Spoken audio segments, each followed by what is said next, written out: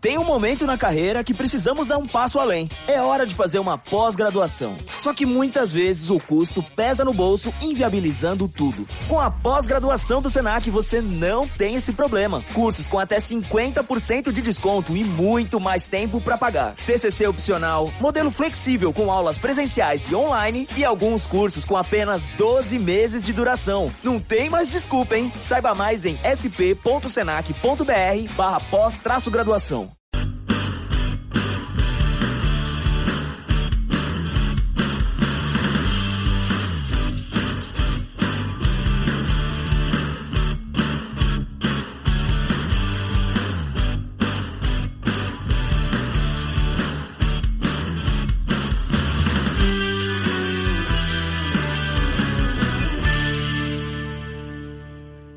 All right. Welcome back. It's Fit Nation. All right, let's welcome to the Misfit Nation, Kevin Boyle, a retired colonel from the U.S. Army Judge Advocate General Corps, a marathoner. He likes to share fitness and leadership lessons learned from his 6 decades of marathons and 3 decades of Army life. Welcome to the show, Kevin. Oh, thank you. Thank you very much for having me. And thank you for your service, of course. It's a long time to serve and wear the uniform or wear the boots and then switch over to suits, I guess, or polos and teaching in school now. So how's that going? How's your transition? Well, my transition actually was really good. And my transition actually goes back 40 years in a way. All right. So first off, the military was something my dad talked about a lot, but it was never something I really considered. Like, when I was in 10th grade, we were down in Washington, D.C., taking a walk around the mall, and 2 Marines go jogging by. He goes, "Look, if you join the Army, you can run at the mall during lunchtime." And I'm like, okay, I got it. And then I've run at the mall a lot of times, but never at lunch. I've done it like 5 a.m, but not at lunch. So he kind of talked about it. My dad had been in the Army, so we all had ranks growing up. But our ranks never changed. We never got promoted. We never got demoted. But we had ranks when we were growing up, and you had to get your dinner by your rank. You had to line up, rank order to go past the line. He'd give you the food and say, take as much as you want, but eat all you want. And then when we got our allowance on Sunday night, it was like payday, where he'd give you allowance and then take the payday deductions for broken lamps and stuff. So I was kind of used to that growing up. And then when I was thinking about going to college, I was my dad had talked about Naval Academy, West Point, because I had been running a lot in high school. I did my first marathon when I was 15 years old. So I got a track scholarship to St. John's, and the track coach there at the time was a guy named Matt Sensuitz. His son just won the Olympics in 2016 for the mile. And Matt was the coach at American, and he had the American record for the 3.1 miles. He ran 13:10, which is for 3.1 miles, which is actually good 2 mile on the PT test. Yes. So Matt was my coach at St. John's. And while I was there, I was kind of thinking about going to law school, but I kind of wanted a backup plan too. So I got a degree in education, and I would see the ROTC people there. And I was like, oh my gosh, who are these weirdos? Like, I never, because they'd be using the track after we finished practice. So it was really not something really on my radar. And then I went to law school. And while I was in I went to night law school. And during the day, I was a high school gym teacher, high school track coach. And I loved it. It was the best job ever. So I went to law school. And then my 4th year of law school, because when you go at night, it's an extra year. My 4th year of law school, I started to go to interviews. And my interviews were a wreck, because during the summers, I was a lifeguard at the beach. And then I was a track coach. And my resume was kind of barren. So I went to one law firm interview, and man, it was horrible. The guy was like telling me how many hours they work. I was like, I'll be dead by the time I'm 30. So I got home, and my dad's in the backyard, and he's like, join the Army. And I'm like, what? They got lawyers? He's like, yeah, it's awesome. He goes, you'll be an officer, because he was enlisted. You'll be an officer. You'll go to the officers club every night for dinner. You'll play golf every day. I mean, it's totally out of whack. I went to the officers club maybe like twice when he came to visit. And I never played golf, but he had a very distorted view. He was kind of pepper me with all this like 1940s era stuff. You'll get to see Bob Hope on a USO tour. You'll go on maneuvers. So he interested me. So he said you'll get a lot of legal experience right away. So I like that. And he said the Army's also got a running team. So I thought, oh, this is really good. So I applied and got accepted. And then I came in, I took the bar exam in the summer. And then I came in 6 months later. I came in January. The day before I came in, by the way, I shaved my head. My brother's like, shave your head now. You'll save time at the barbershop. So I get down to Fort Lee.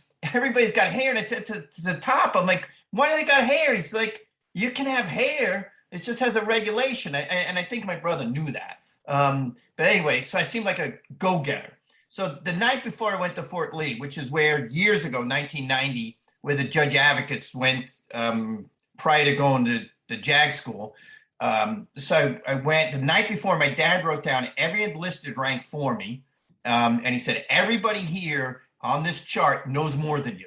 Ask them for advice. So he said that. And then he said, when you do your first PT test, nobody remembers who did the most push-ups. Nobody remembers who did the most sit-ups, but they'll remember who ran the fastest. So run fast. So our first PT test was down to JAG school, which is right next to UVA Law School. It's on UVA's campus. So we did the test over at the UVA track. So it was an official 2 mile, and I ran 9:01 for the 2 mile. And that was on a track, because I know sometimes PT tests are a little bit out of whack. First sergeant says run from that tree to that fire hydrant. It's 2 miles, and who knows? So after that, the G1 talked to me about the All-Army track team. So we looked at the regulations. So then I applied for the All-Army track team. I got accepted. So even though I was a judge advocate, I left and I went to the Presidio San Francisco, which is closed now.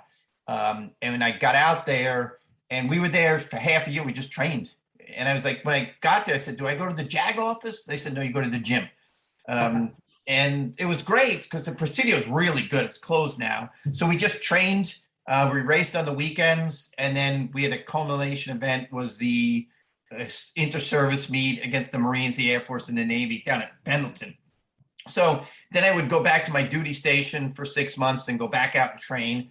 And I did this for a couple of years. And finally, my boss said to me, you know, what's your goal, running or law? Because I was kind of falling behind on the law part.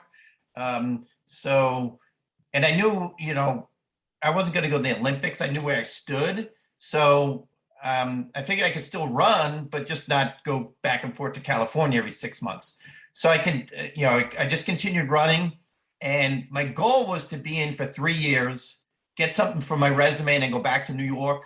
But it was wonderful. I went to Korea, and this was after I finished up with the track team in my first post. I went to Korea, which in 93 or 92 is like, that was as far as you could go from anything. You know, 2ID was like the Army back in 93, 92.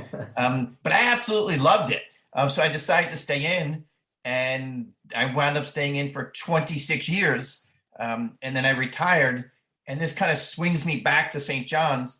When I was retiring, I was like, what am I going to do now? So my retirement was like 4 days. So I retired on a Tuesday, and then I'm in the DC area, and my coach from St. John's, Matt Senchowitz, was coaching that American.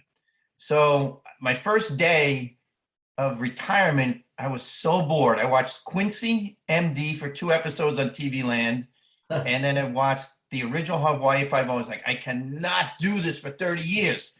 So I called Matt, and I said, Matt, remember I used to coach, and I had stayed in touch with Matt. So I said, you know, remember I used to coach at Great Neck, and I need something to do. So he said, yeah, come on board at American. So I started 4 days later coaching with Matt at American. And then a friend of mine who was in the JAG Corps with me was teaching at American. And he said, hey, sometimes I need a sub. Can you sub for me? So I started subbing American Constitution. And then there was an opening, and then I became a professor. So it's a lot of it with the transition is who you know. Because I remember you have to go to that thing when you get out. I think it's called ACAP or something, where they teach you how to wear a suit. They teach you how to write a resume. And they teach you all that. Because we don't know that stuff, especially after 26 years. But I was so lucky because I knew Matt with the coaching. I knew Frank Rangusis. with the teaching, and I kind of just fell right into that. So the transition was pretty easy to me, and it was also great because I like my job. It's absolutely wonderful. So I don't like wake up in the morning and think, oh, I got to go to AU. I think I get to go to AU, which is the exact same feeling I had for 26 years in the Army. Every single morning, I get up at 4:30 to get ready for PT. And I'd always think, I get to go to PT today. And, I didn't think I've got to go to PT. So over the years, throughout my time, I started my first marathon when I was 15. I did one. And then throughout my time in the Army, I would do them because you're stationed over the world. So you get to see Paris, you get to see Berlin, you get to see Seoul, like doing a marathon. So in March of 2020, right before the pandemic started, I was taking a walk with Cam. He was 9 at the time, and he really didn't know much about distance. He goes, "Hey, how far is this walk going to be?" I'm like, "Oh, about 3 miles." And he's like, "What's the furthest you ever did?" I said, "Well, I did 26 miles. I talked about a marathon. I talked about the times I've done them." And he goes, "It's 2020. If you do one now, it'd be 6 decades." And I was like, "Oh my gosh, I'm old." So I said, "Okay, I'll give it a shot." And then the pandemic came, so they're all canceled. But then this year, with the vaccines, things opening up, I did the Baltimore Marathon in October, so that gave me 6 decades. And this also ties into Matt. I talk about Matt a lot. Is Matt and I were talking once a few months earlier, and he said, "Listen, when you get older, you got a duty to society to pass down what you know." And he says, "I was in the Olympics. My son Matthew was in the Olympics. I have to pass down running knowledge. You got to pass down legal knowledge." And I agree with that. And then I started thinking, well, I got some running knowledge too, because I've done it, 6 decades of marathons. So I said I should write a book about that. So I wrote a book about doing a marathon in 6 decades, but it's really not a typical bland running book of run 5 miles a day, stretch this way. I picked one marathon per month and basically talked about everything that went wrong in that marathon to give people, lessons learned. You always do the AAR, 3 ups, 3 downs. Yes. So in my book, it's kind of like the 3 downs for every marathon. It's like if you're don't do this, don't go to the field for a month at 25th ID and then index is 10 p.m. and do Honolulu Marathon at 5 a.m. It's not going to work out well. And don't eat MREs for a month getting ready. So I kind of focused on kind of humorous stories like that. And then missteps, but it's not just the marathon, it's running in general. Because the running's a big part of the Army. And I remember a lot of times people complaining, like, "Why do we run so much?" I'm like, didn't you freaking read the brochure before you came in? Like every single recruiting brochure shows people running. Every single show, like on TV, shows Army people running. Every movie, like Renaissance Man and Danny DeVito, show people running. What the heck? Sorry, what the heck did you think you were coming into? Like you can go on a cruise and not go in the water? Even Stripes showed him running. Exactly. So, although he said, "I think we need some rest today," Sergeant Holka. Yeah, Sergeant Holka. So my book is not just the marathon; it's just running in general. Which is helpful to people in the military, especially the ones who kind of struggle with the 2 mile on the PT test, either the motivation to get ready for it or, the pace, I want to get certain time. I need this time for 60%, this time for 100%. So the book gives tips about how to prepare also for the PT test as well. That's awesome. That was a long intro. I'm sorry about that. Well, that's a very thorough intro. You can tell you're a lawyer. You're in there. You gave me everything right there. You litigated it. It was good. My first marathon was St. Louis. I trained halfway for it, St. Louis in 2011. I did it in honor of one of my soldiers who was killed, who was from the St. Louis area. I ran it and I got to mile 24-ish. And there was a guy there with the camera to take my picture. And as he took my picture, my legs cramped. Oh, no, not now. So I kind of stumbled my way till I can find something. I got someone had some pickles. My daughter had a bag of pickles. I ate it, drank it, and I finished. I was, don't ever take a picture again in a marathon. So that was my first advice to myself right there. Never take a picture in a marathon because you're not done until you cross the finish line. Yes. So that was my my first marathon, and I waited till late in my life to start running marathons. So it was 2011. Since then, I think I've run 8 since then. So I'm not 6 decades, but I'm there.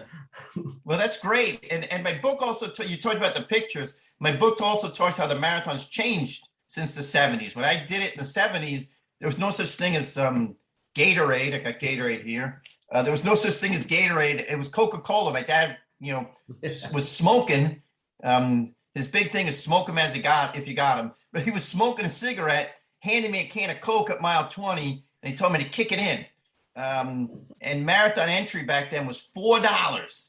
And the medal for finishing was the size of a quarter. Now I know the marathon medals are like huge. People do it for the swag. So the book also kind of talks about how the marathons changed over the years. And I'm not complaining because, everything changes and you just adapt. So it's different. It was good in the 70s. It's good now. It's just different. So my book kind of talks about the transition, how the first time I did Marine Corps marathon, we just drove to Iwo Jima, got onto Route 110 and ran. Now you have to sign up 6 months in advance. You got to go through the entry down in Crystal City. So It's a little bit different, but it's still wonderful. So my book kind of talks about how the marathons transitioned over the years as well. Yeah, my first Marine Corps marathon, I did exactly what you said, like being in the field in Honolulu there in the 25th ID. I was in the field basically for the majority of the 3 months heading up to my first Marine Corps. I came out long enough to do my longest run before it was the Army 10 miler, which is about a month before the Marine Corps. Yeah. So I did the 10 mile, went right back in the field, came out in time to run the Marine Corps. And it was just painful the whole time, but I had fun because I was with people. I just made it through. I lugged my way through until I got to Crystal City. And there was a guy there with Pabst Blue Ribbon.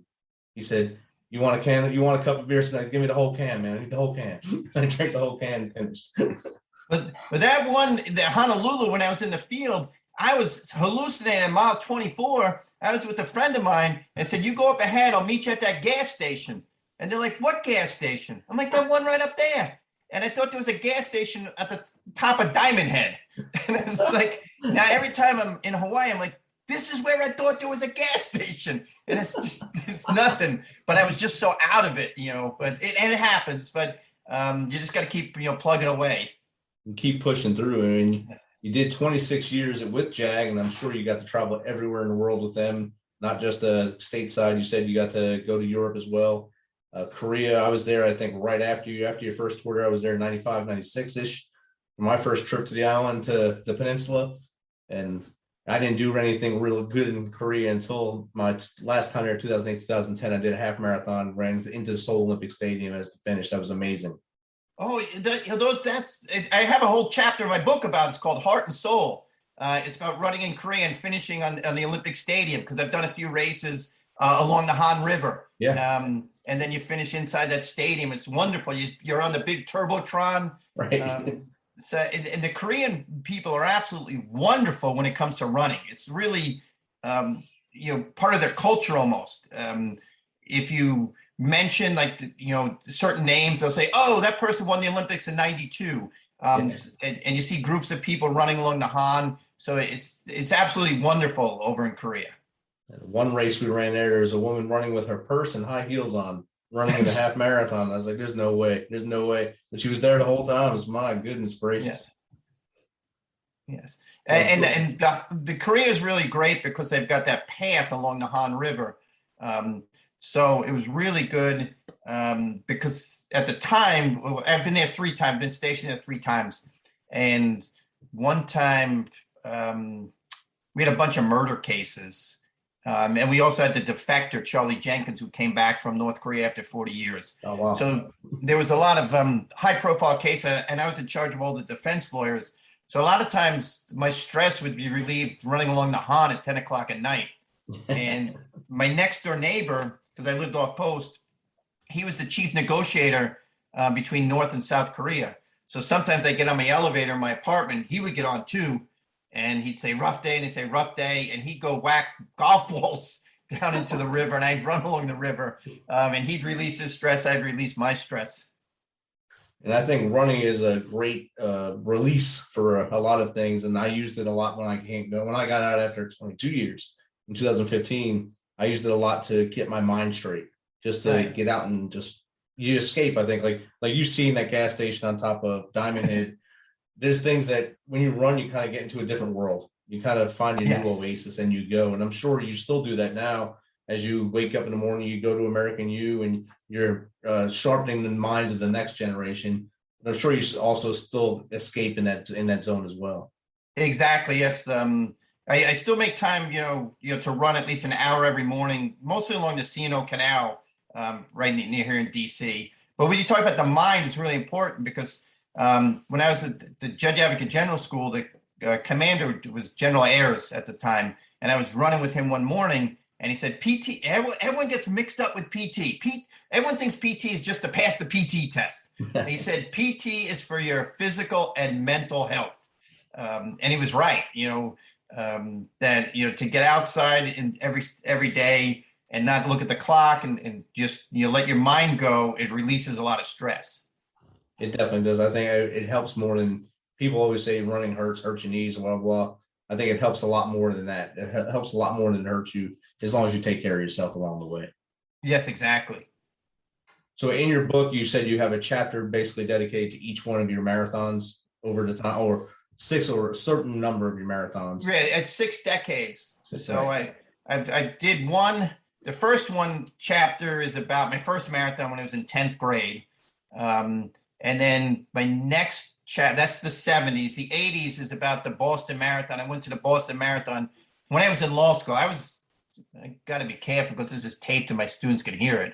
But I was the worst law student ever because I was going to night school and everybody had jobs. So the guy next to me was a cop. The first time I ever saw a gun in my life was he had a gun on his ankle. And first night of law school, I looked down and there's a gun, like he's got his leg crossed and there's a pistol pointing at me. And I look and I was like, that's a gun. And then I talked to him and it wound up, he was a New York City detective. And 4 years I spent in law school hoping I wouldn't get shot by an accidental discharge. So in law school, I was working and running and doing a bunch of things. So I passed law school. That's all you got to do. So the 80s was about the Boston Marathon. The 90s was Honolulu Marathon when we had been in the field for our warfighter. And man, I was so mad at that to this day because index was supposed to be 10 a.m. and the CG kept wanting to go, and he kept going and going and going. And I remember at 10 o'clock at night, he goes, anyone dumb enough to do the Honolulu Marathon can leave. Everyone else, you got to break down. So me and one other guy left. So that was the 90 was Hawaii. And then the 2000s, the chapter's Heart and Soul, it's about running in Korea, and the Seoul Marathon, which finished in the Olympic Stadium.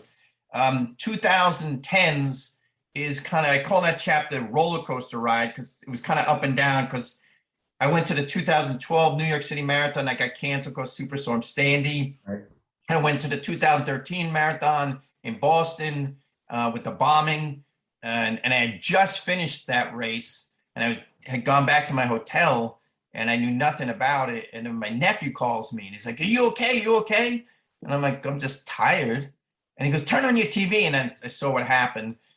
So 2010 is like the highs and lows of the marathon that decade. And then 2020s is the Baltimore Marathon, which I just did this past October. So in each chapter, it's not just Kevin running. Nobody would want to read that.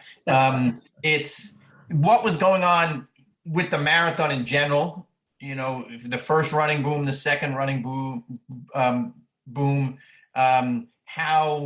what was going on in my life, and then the missteps I made, and then what was the actual race about, and then giving tips to people. I don't have a list of do these 20 things, don't do these 20 things. They're all kind of interwoven.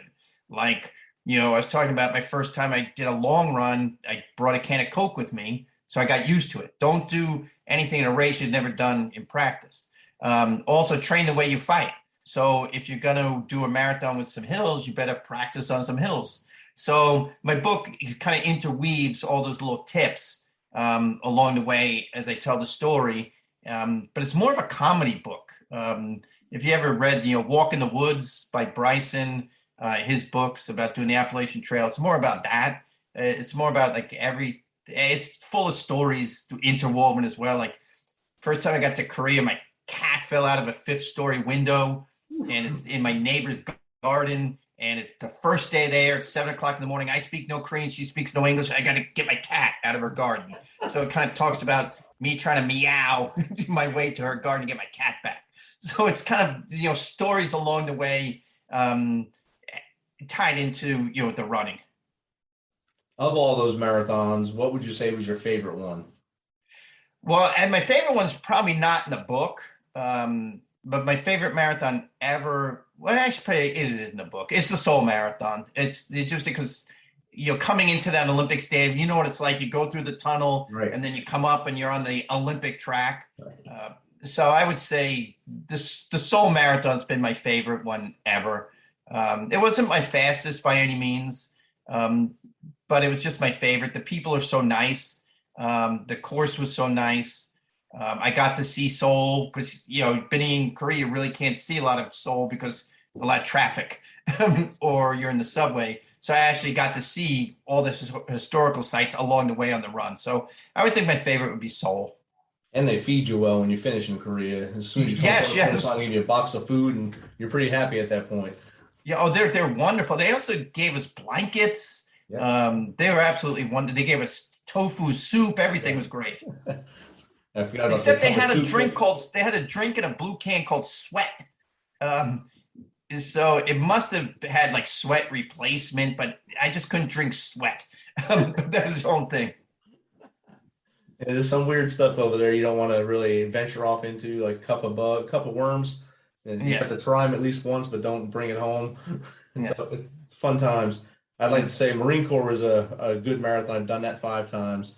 I love the Marine Corps marathon, even though I wasn't a Marine, I was an Army guy. But I run it because, why not?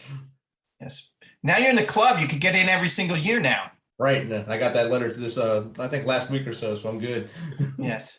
But Yes, that's actually, that helps a lot because the Marine Corps Marathon is kind of hard to get into with the lottery and things. Yes. And I haven't got into New York or Boston via lottery or Chicago, so I'm still on the fence of all those without running for charity. If you ever go to New York, there is a Navy Lodge at the start. Ah, yes. So it saves all your logistics. It's because the marathon actually starts at Fort Wadsworth, a Coast Guard station. And then they march you up to the Verrazano Bridge. But right on that Coast Guard station, there's a Navy Lodge, and you could get a reservation a year in advance. Oh, wow. And you wake up and you just walk to the start. Oh, and everybody beautiful. else has to take a bus and a ferry and everything. Oh, yeah, definitely. So I grew up right there in Jersey City, so Staten Island's right there. And this year I was actually at the finish line for the New York Marathon just by accident. We went up there to let my wife and daughter watch Hamilton. And we were at the finish line, and I got to see the women elites come in. That was amazing watching them come in, packed together, and then as they made that final turn, the breakaway, and you can feel the heart rush on all of them. And then the first American came in; she was amazing coming through as well. Yes, yeah, I think in the 2010s chapter, I talk about New York City because I've done it a bunch of times. The year it got canceled because of Sandy, but I've done it other times. I kind of walk through mile by mile the marathon. What's it like? The bridges and things like that. And I'm sure New York City Marathon is the best way to see the city, like you said, with Seoul, with trains and subway and buses and traffic. The city running through is probably the best way to see everything and absorb the 5 bureaus. Yes, and actually, the first time I ever did a road race was the 4th of July race when I was in 10th grade. I ran with some of my dad's friends, and they said, running road races is the best way to see Long Island on foot. I'm like, what are you talking about? I'm tired. I want to go back to bed. But it's true. I got to see Berlin on foot. I got to see Paris on foot. So you get to see a lot more of the city. Even Marine Corps Marathon, you get to see all the monuments and all those things that you don't usually see. Even if you live here, most people just, let's watch a monument. But when you're jogging past it really tired, it really means something. Yeah, that's the Washington Monument. Yes. I get to see it twice, and then I'm past the wall of mile 20. I'm good. Yes. And all those big city races, that's the best part of them, because you get to see the things they usually take for granted, and you're not going to see if you just nugging along driving, or like you working there, you're not going to go out of your way to go to things because you take it for granted that it's there. Exactly. Yes. So if you had to give advice to someone that's been around a while, I mean, not a young runner, a middle-aged person getting into running, they want to start their marathon journey, what would be a good marathon for them to start with? Okay, that's a hard question, but it's a good question because, and I write about that in my book too. It's a balance. The really big city marathons, like Marine Corps Marathon, that's really great to see the city and things like that. But there's a lot of logistics involved getting even to the start. And there's a lot of people, and it's even hard to get into the race. You know, you have to do a lottery, you have to sign up 6 months in advance. I remember once signing up for Marine Corps Marathon, I was in Cambodia and I was on the internet. I kept having to give the guy Cambodian money to keep the internet flowing to register. So a big city marathon has all that energy, which is great for a first. There's going to be people running with you. There's going to be people on the side cheering, which is great. You just have to balance that versus the logistics to actually get to the start line. Getting registered, because sometimes you have to register 6 months in advance and you might get injured and your money's out the window. And then you actually got to get to the start line. You know, the Marine Corps Marathon now, it takes like an hour to go through the metal detectors in Crystal City. So New York City Marathon, you have to take a bus and then the ferry to get to Staten Island.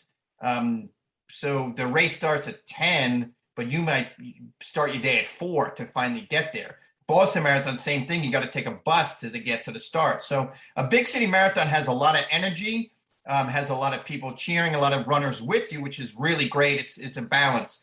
A smaller marathon is also wonderful. I had a friend of mine, Brendan Mayer, at the JAG school with me, and he wanted to do a marathon. And I said, there's one right here in Charlottesville. So Charlottesville was a really small marathon, about 200 people, but it was on all the roads we ran on every single day. We woke up in the morning, we drove to the start, we walked right to the start line, we ran. He was very comfortable with the surroundings. He kind of envision, oh, that's 21 Curve Road. Oh, that's the river trail. So he can envision where we were. And then we finished the race, got our can of Coke and went home. So it's a balance. It's what you're comfortable with. So Brendan we ran together the whole way. So he had somebody to run with him, but there were no people cheering, but there was also no logistics to get to the start. The race started at 7 a.m. and we just met there at like 6:45 and stretched for a second, got to the start line and went. So he didn't have all that pressure and all that stress with the logistics. You know, a big city marathon, think about it, you got to go to the Porta-John. You got to wait 45 minutes to go to the Porta-John. Yep. All those different things you have to factor in that you don't have to do in a small race. So a lot is kind of your personality. Are you somebody who's an introvert and could be like focused inside and you don't need the crowds cheering you on? A small marathon would be perfect because you don't have all the logistical challenges.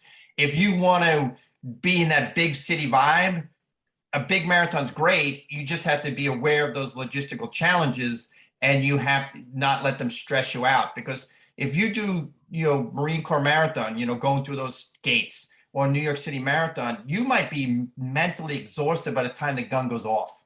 Because Marine Corps Marathon, you're waiting to go through the metal detectors. Everyone's complaining. Yeah. So you got all the nagging people with the negative energy. Then the Marine Corps Marathon is great. I'm not bashing it. I'm just saying you have to not let that affect you. You have to just push that out and stay inward.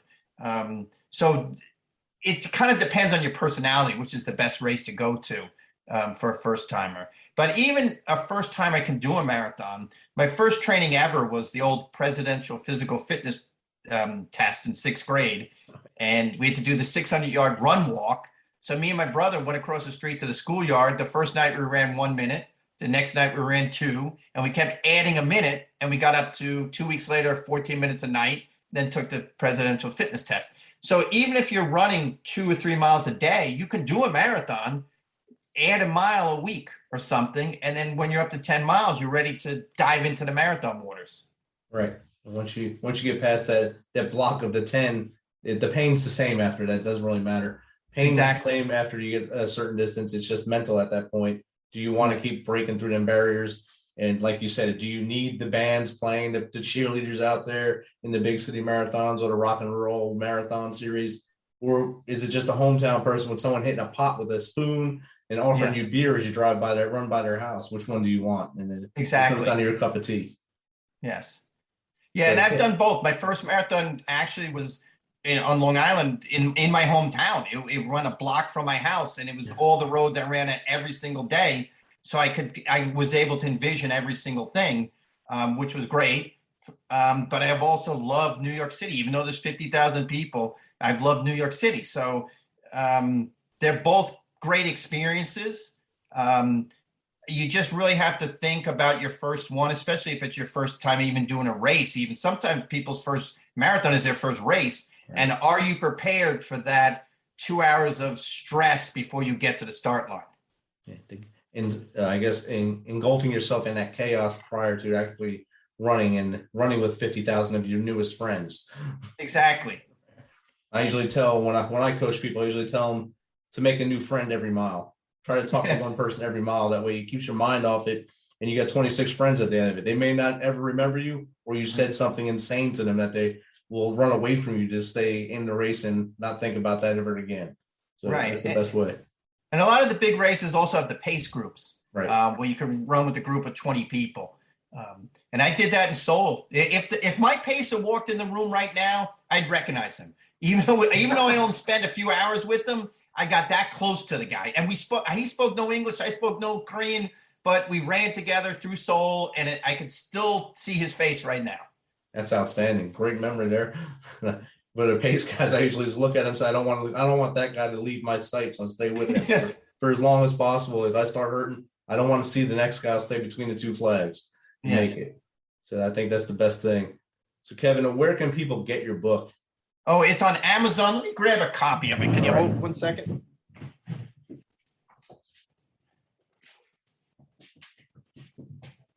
It's on Amazon. I got to turn off my screensaver because you get the it cuts it away. Yeah. Choose virtual background. I want none. There you go. Okay, there we go. And I got the Army Strong plaque in the background. Nice. So this is my book.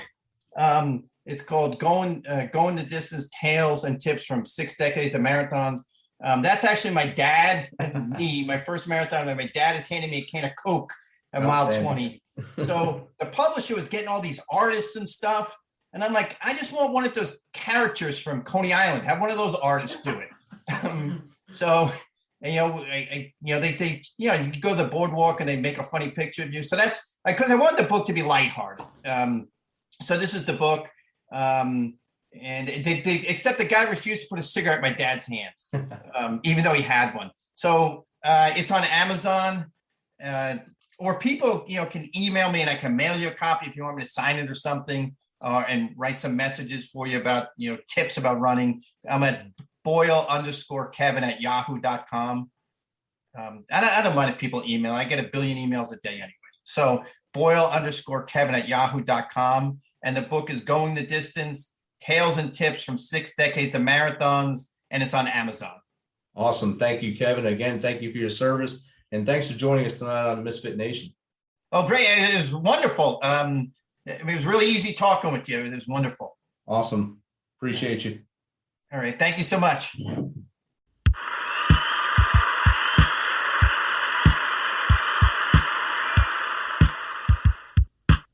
You know how we do this. Thanks for taking some of your time to spend with us on Misfit Nation. Be sure to hit that subscribe button and share the link as much as possible. If you want to, please become a supporter to help us carry this thing on. We appreciate you. If you know someone that brings that energy, has a great story, is an up-and-comer in the industry of music, in the arts, have them reach out to us on themisfitnation.com. We will get back to them within 1 day and get them on here so they can share their story with the world. As always, till next time, be humble, stay hungry, and keep hustling, because we are Fit Nation.